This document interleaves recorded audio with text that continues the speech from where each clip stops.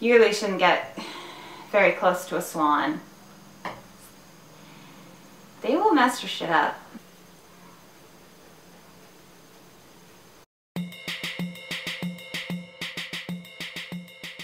Hi, I'm Celeste from Bookish and Belle, and this is Closet Confidential B-Sides. There's the Closet Confidential tag, which I have found to be one of the most fun tags to create and to watch here on YouTube.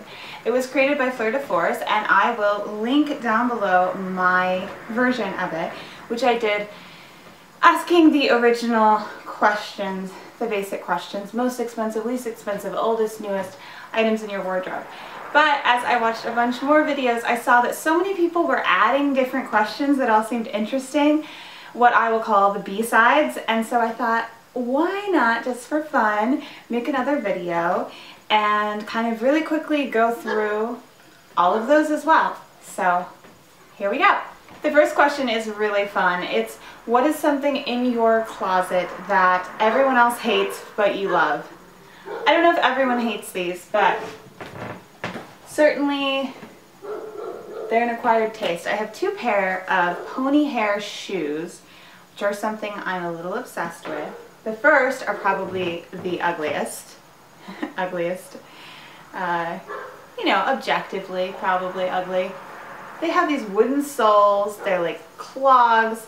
I oftentimes will wear them with like lacy socks or something, even though they're open-toed, which a lot of people find horrifying.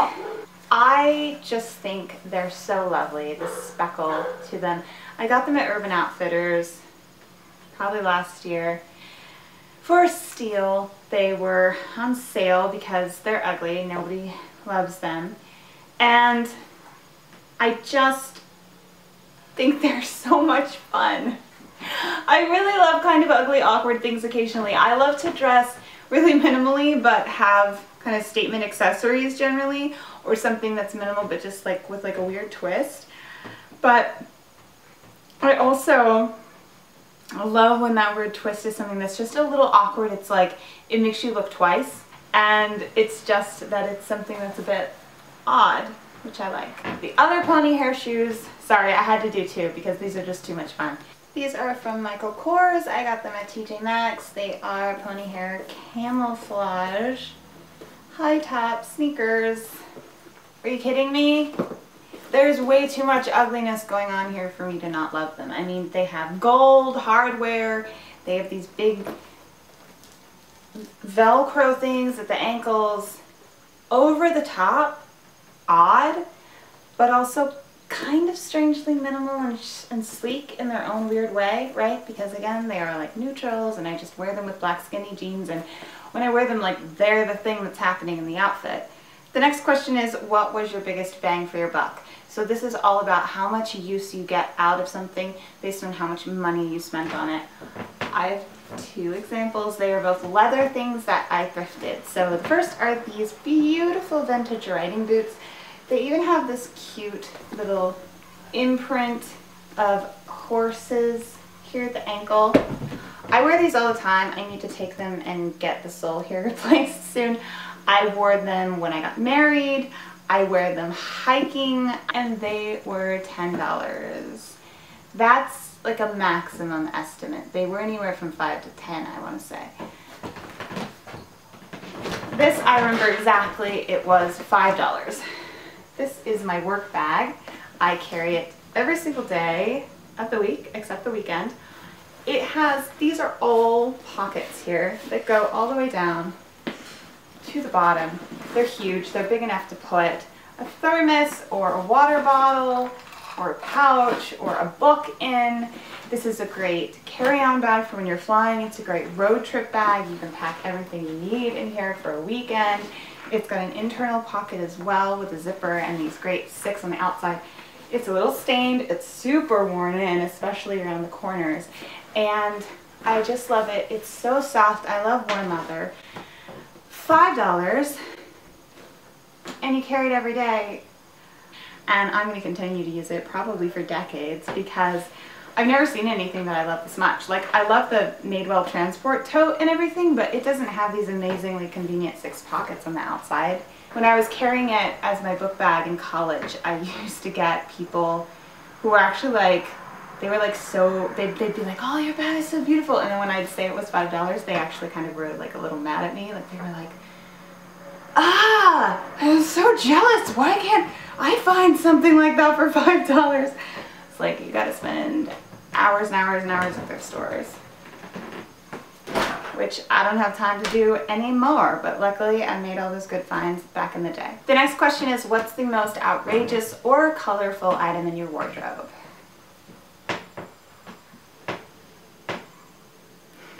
Oh, just look at it. So I have to insert a photo for you to get the full idea of the shape of this and how dramatically big the skirt is.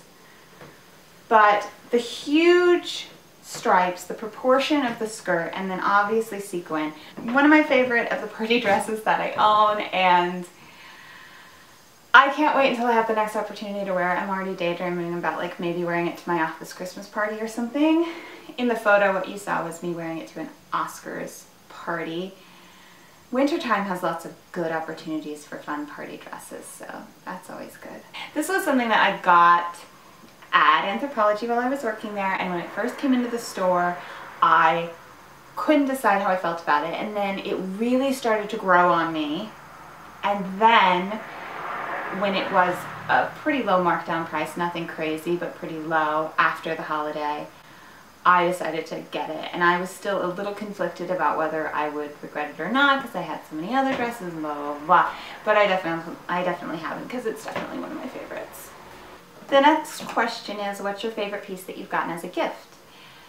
I think I'm probably really hard to buy for because I have really specific taste, and I think that the more a person knows about or cares about a subject, the harder it is to pick something out for them. So it's really hard for me to know if my husband will like a song, for example, because he's very into music and he has really specific taste.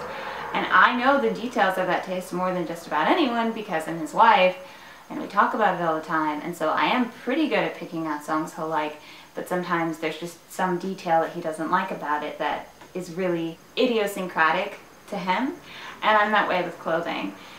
So I love receiving clothing as a gift, obviously, but I definitely have sympathy for people who try to pick it out for me and, you know, the pressure that probably puts on them. But sometimes they do a really good job. So honorable mention is the fisherman's sweater my father bought for me for Christmas way back when I was in high school. That is in the first Closet Confidential video. It's the oldest thing in my wardrobe, and that's linked down below. This is a sweater my sister-in-law gave me also for Christmas, probably about 6 years ago.